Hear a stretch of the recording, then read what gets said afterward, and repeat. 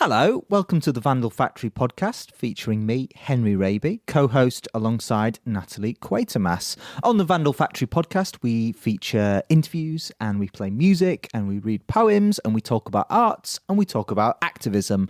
And sometimes we need to trim everything down to fit them into the normal episodes. So the Factory Floor cuts are bonus content for all you lovely Raptors. In March, we released the Freelance Feelings Factory special episode. This was dedicated to self-employed legends across the arts and cultural sector. And we got chatting to some amazing folks, and this is the full interview that I did with Zita Holbourne.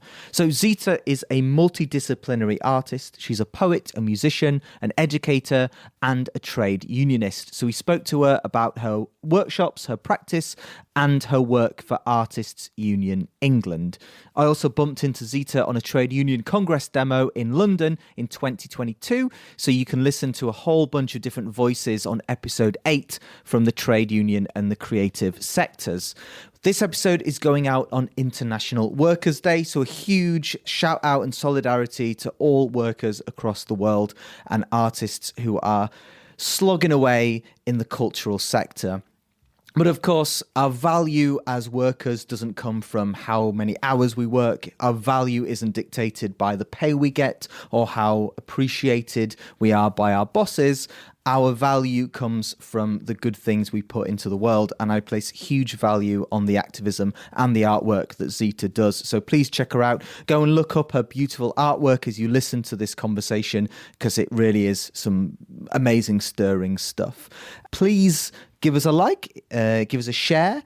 Put this interview in the WhatsApp chat with all your friends and your colleagues and say, hey, listen to this. This is really interesting. Please subscribe wherever you listen to your podcast and check out more of the Vandal Factory podcast. It is just literally me and Natalie doing for the love of it to share these stories. So thank you very much for listening, and on with the interview featuring Zita Holbourne.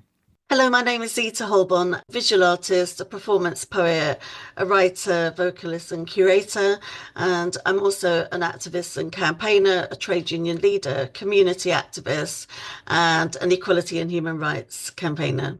So my creative practice is closely aligned with what I do as an activist. In my creative practice, I create as a visual artist, as a performance poet, writer, author, vocalist, and I do some curating of exhibitions as well.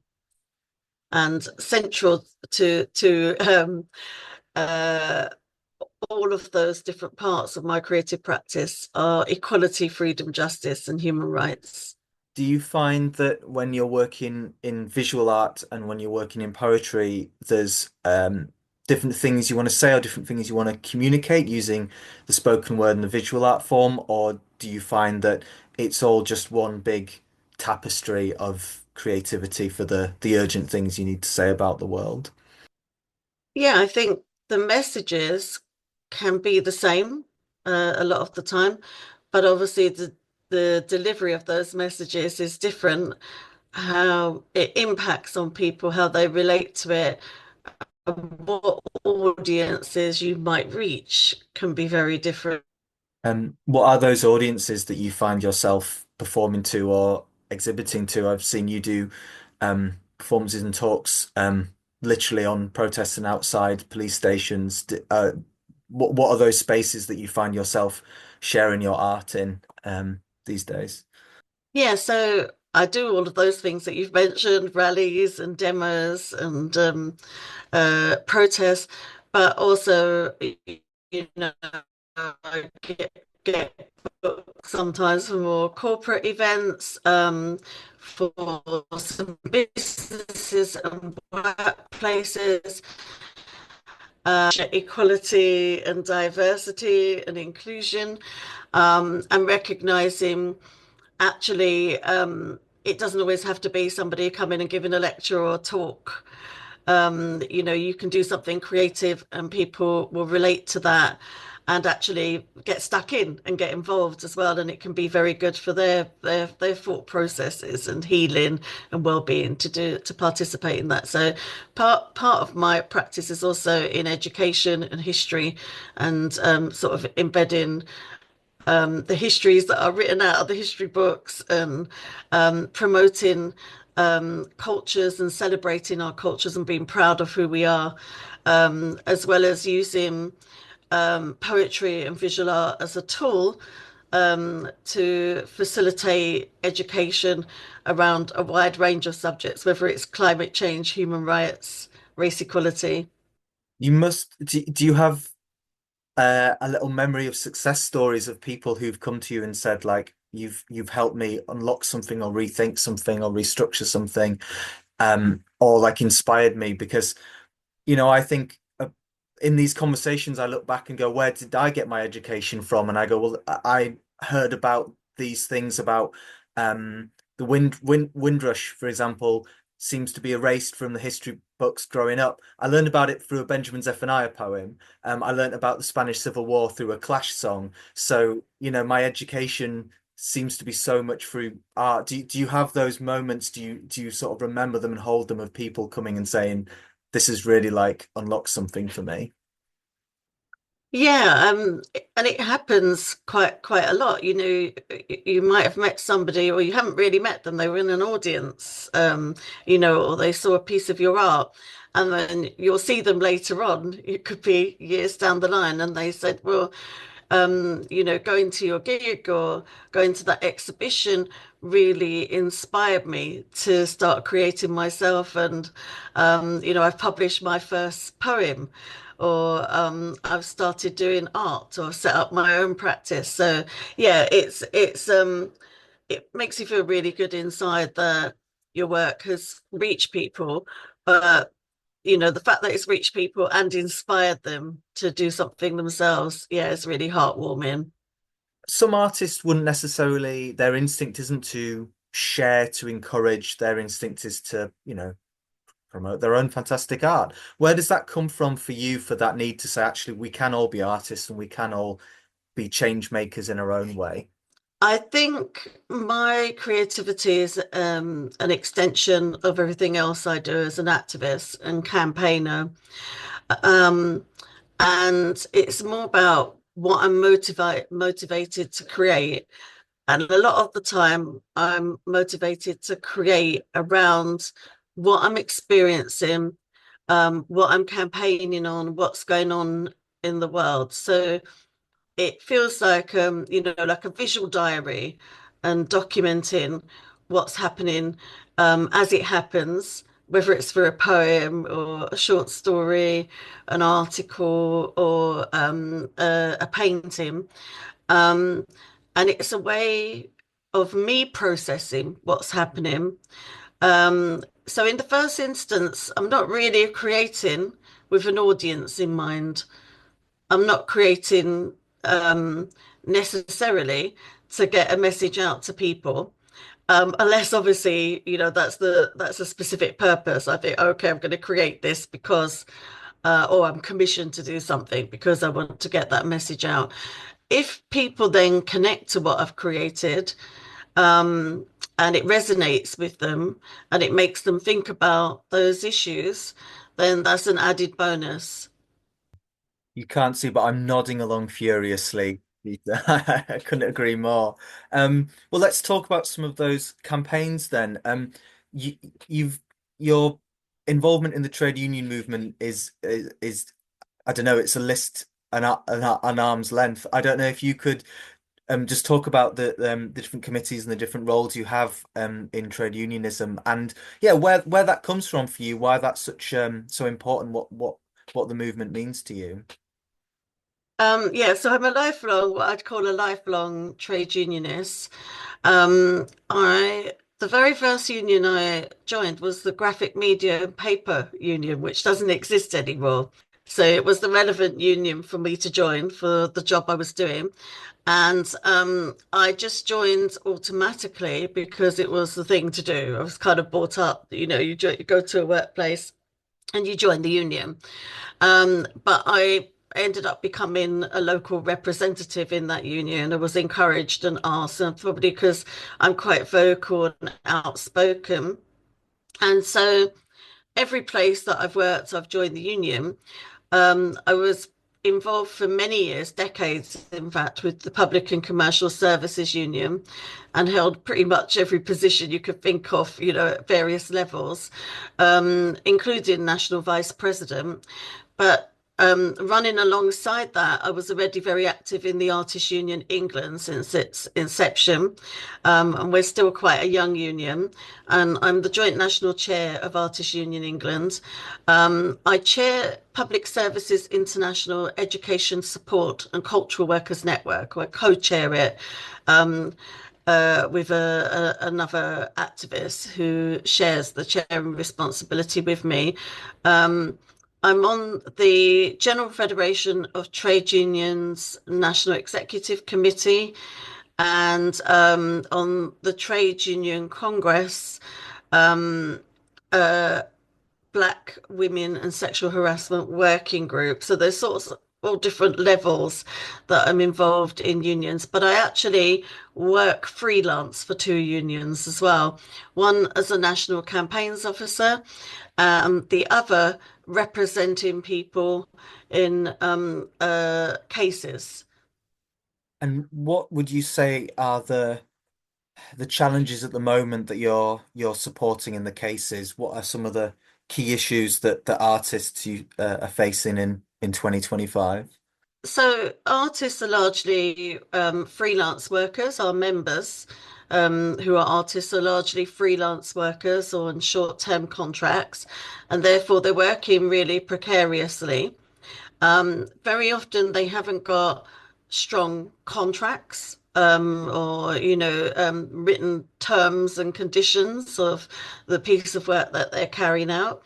We see employers reneging on the agreements that are in place, whether they're informal types of agreements or formal ones, not paying artists when they're due, not paying them the amount they promised to pay, cancelling work, cancelling agreements. And because of the precarious nature of work and not being in a workplace, very often artists are working from home or they're working in a temporary space. There may be issues around accessibility if they're disabled. There are also issues around institutional racism in the industry and underrepresentation. The majority of our members are women, so whilst it's not the direct responsibility of any employers or people that engage them for work, managing care and responsibilities can be a challenge as well because there's no support when you're in that kind of freelance role. And actually, the way you work and the hours you work are not your regular 9 to 5 either. What advice would you give to a freelancer, maybe someone just starting off? Obviously, we could write a book about this and talk for hours about the advice, but is there something that you think this keeps coming up quite a lot that artists should be aware of their rights, or have the confidence to say that you think comes up a lot in the industry? Well, the first thing I would say is join the union, join the appropriate union for you, because it means you're not alone and in isolation. And unions like Artists Union England, we put out quite a lot of information to our members and on our social media about rights and things that you might want to think about and where you can access support. Um, and it means that you're part of a family and a network of other artists who are members that you can come together with and get advice and talk through things and makes you less isolated. And that's all really positive for your well-being, but also in gaining knowledge and confidence to deal with things and handle things. And I would say that the key thing that I would advise is to have things in writing, to have a contractual arrangement.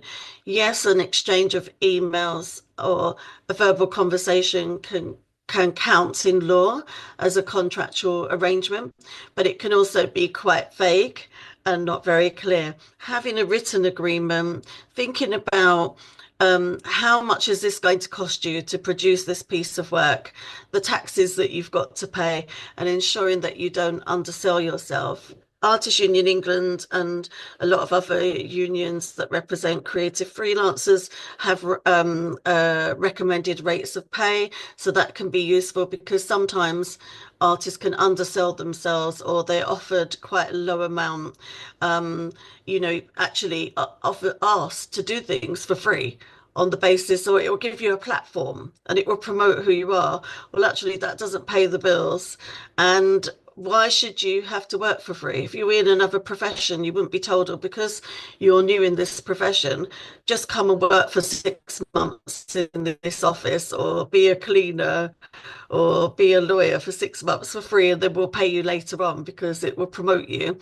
Um, so challenging that at the first possible opportunity, not letting those who want to engage your services get away with underpaying you and disrespecting you, and asserting your rights from the onset, and being quite clear. So doing a bit of research in advance about how much this is going to cost you and ensuring that your costs are included when you're pricing up the job that you're doing. Absolutely. I couldn't agree. I'm nodding furiously at home. I couldn't agree. I couldn't agree more. Well, thank you so much for your time, Zita. I know you've got to get back to the the struggle and the fight and being creative. So the final question we ask everyone is there a song that you'd like to suggest for the Vandal Factory podcast? So the song that I've been singing over and over in my mind recently is Blue Skies by Ella Fitzgerald. And the reason why it's stuck in my head and I'm singing it quite a lot is because everybody's been moving over to Blue Sky and getting off X for obvious reasons. And people keep posting all the time or sharing the details. I'm on Blue Sky now, and here's the details. And there's somebody who's a singer. If I see words written down or hear words, if there's an associated song, it will immediately come in my head and I'll start singing it to myself or out loud. So I've been singing that song all the time, but actually I think it's quite an optimistic, uplifting song, especially in these long winter period, long days. It's dark and cloudy and miserable outside. Thinking about happier times and blue skies gives me a bit of optimism, and we need to be positive, don't we? And look in a really, when we're struggling and going through lots of struggles and experiencing lots of negative things that we're fighting constantly. Having a positive outlook and some optimism is good. Is good for your well-being and your soul, I think.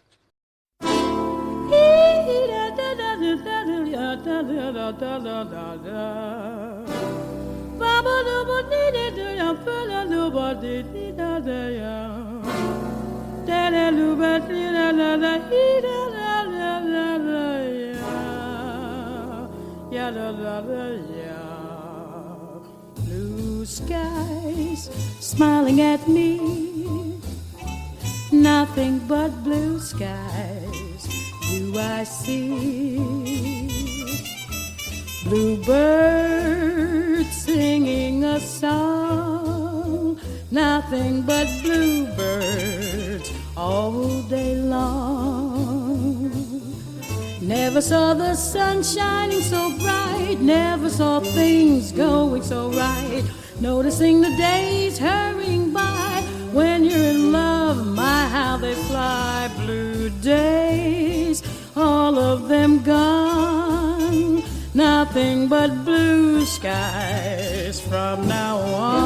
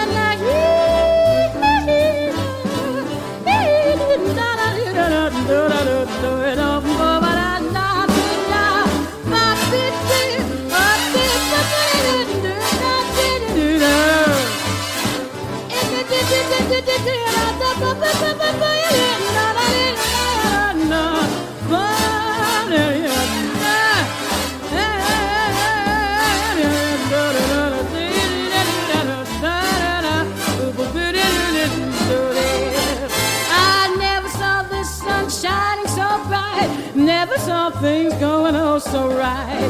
Noticing the days hurrying by. When you're in love, my heart may fly. Blue, blue days, all of them gone. Nothing but blue skies from now on.